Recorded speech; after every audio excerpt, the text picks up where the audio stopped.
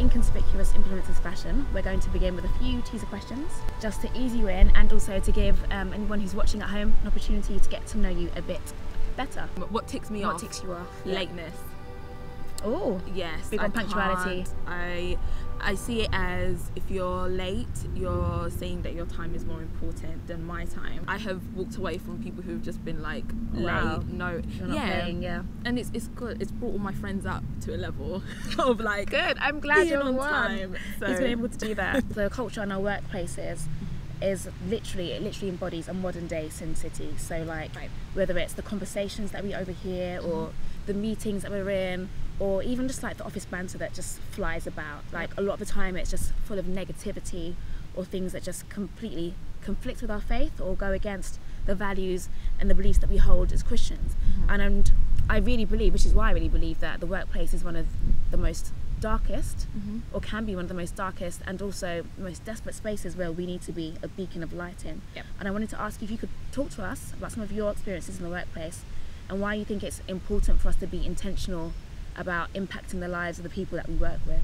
The job that I'm in at the moment, I call it a boys' club because I'm the only girl, the only female that works. I work with real builders, guys, so you can kind of imagine the kind of conversation like, what did you get up to on the weekend? And it's like, it could be like I had to start reminding people that, one, I'm a female. These kind of conversations I just don't want to hear about. But also because they've seen me at work, I read my Bible, and it wasn't as a stage like I'm just gonna put this big Bible on the table and to make a statement. You know, I'm just gonna leave it open to Psalms 23. It wasn't anything like that. It was just that in the morning I have time and I come in early, so I'll just read it online or something, and people are so nosy anyway, so they're like, oh, you're reading the Bible, blah blah blah. And I think that's one thing that can really help. Like, your faith shouldn't be a secret. If you, whatever you believe in, it should be very much reflective in your behavior, how you talk, what you allow and what you don't allow. What does it mean to be in this world but not of it?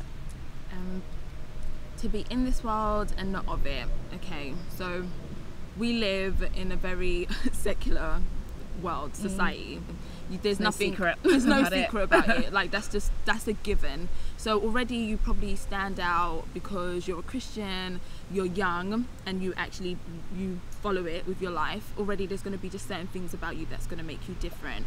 You have to embrace your differences. Like, that's the thing, because so many people are following the same road. It's all the same path. It's more money, more power, more status. It's not rooted in anything. It's not rooted in a God identity. It's not rooted in a purpose, because even though you're, so I was gonna actually repeat a lyric, but if you're spilling ace on your sick J's, what are you gonna do? Like, what's the rest of it? Like, if we're gonna light, then like really shine. What practical and positive steps do you think that we can take towards influencing the character and the culture in our workplaces? Be a servant. Like, actually learn how to serve. Yeah. Doesn't matter what position you're in, and that's not saying stay until 10 o'clock at night when everyone leaves. It's just basically but it does mean, to an extent, going the extra mile. So going beyond like the call of duty. Like, work with excellence, meet your deadlines, be a blessing to people. So like if in a coffee room or something, if you can actually just clean up and do little things. I know people think, oh, but no one might see it, no one might know. Someone is always watching, doing things like that, being kind, being polite. People always say it to me because I'm always interacting with people. Everyone. Do you need to be compassionate in order to be influential? That's the burning question of my heart, that I'm just like, I would say yes. Yeah. When I think about leadership, I think about Jesus. And I think he's the most compassionate person that we know. But there's one thing that I think I take from Jesus, is the fact that anytime he was compassionate, anytime he was moved to compassion, he took action. And I think we can be compassionate and be like, oh wow, there's so much. Exactly, and that's just emotion. Yeah. Do you know what I mean? Like, and which is it's a good emotion to have, but because it means that you can relate to people. But if you don't move on it, then it's just it's empty, nothing, isn't it? So you're the editor of 2 blogs. Yes. Remnant and It's Sarah O. Talk to us a bit about both of them. How did it start? You know, what spurred you to start, you know, writing and, you know, pouring out your hearts to the masses, as it were. Let us know, where did that all begin? Okay, the blog, we are the Remnant.tumblr.com, plug. Basically, it started after I started a women's fellowship at my house, which was just like a few friends coming together and doing Bible study, but it's just an all women's fellowship. Sorry guys.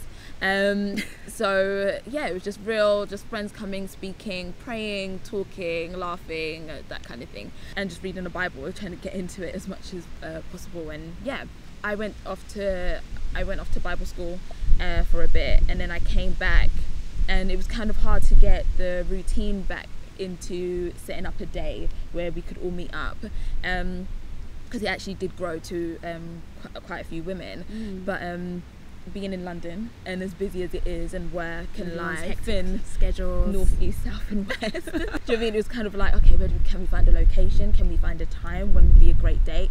And it kind of started getting me a bit downhearted about it, because I was like, oh, well, like, if we really wanted it to happen, it would. But then I just felt like it was actually the Lord talking to me about the things that I'm passionate about, and I'm passionate about writing, and I see writing as part of my ministry. So starting the blog, I was like, it's still a way that we can connect, and we can write, and we can encourage each other and things like that. So it's not just me that writes on the blog. I am the main editor, but I'm always looking for people who want to contribute, share their testimonies, talk about where they're at, because we do like different topics from month to month. So yeah. And It's Sarah O, which is your personal blog, if I'm correct? Yes, It's sarah.tumblr.com. Second plug. Is my personal. So on there, expect things about like food and fitness, and food is a common theme. Yes. For you, isn't it? If you're my friend, then I will feed you. But yes, so food, running, doing like fitness and things like that, and just really personal things, which has been scary for me, and that's the thing about writing. I think if you're not vulnerable, then it's not interesting.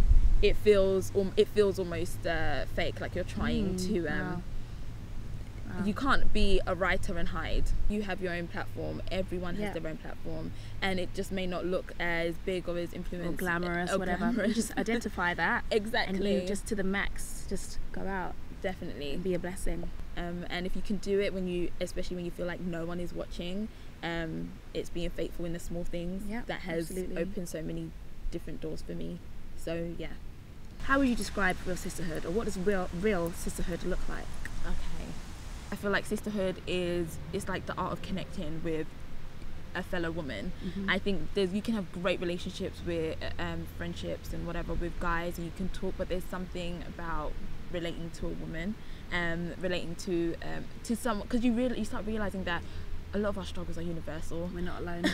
You are not alone. You are never alone. I feel like that's one of the biggest lies, that you just feel like you're so alone in your own struggle, alone in your walk, so alone in your journey.